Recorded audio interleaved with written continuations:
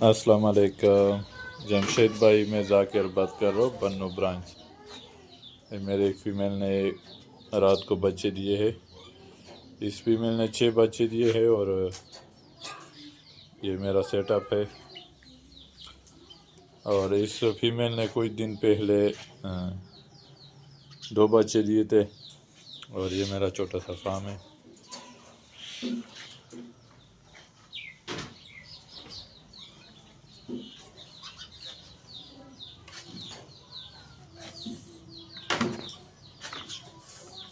ये बहुत ही मुनाफा बख्श कारोबार है और आसान कारोबार है। इसमें कोई ज़्यादा मेहनत नहीं लगती, बस सुबह शाम खाना और खुराक देना पड़ता है।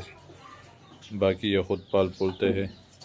और जिमी रेबिट फार्म कंपनी की बहुत अच्छा ब्लड लाइन है और ये माशाल्लाह से एक बार खरगोश देकर 50 साल तक वापस लेने का एग्रीमेंट करती है। यहाँ अति मुनाफा बख्श कारोबार है।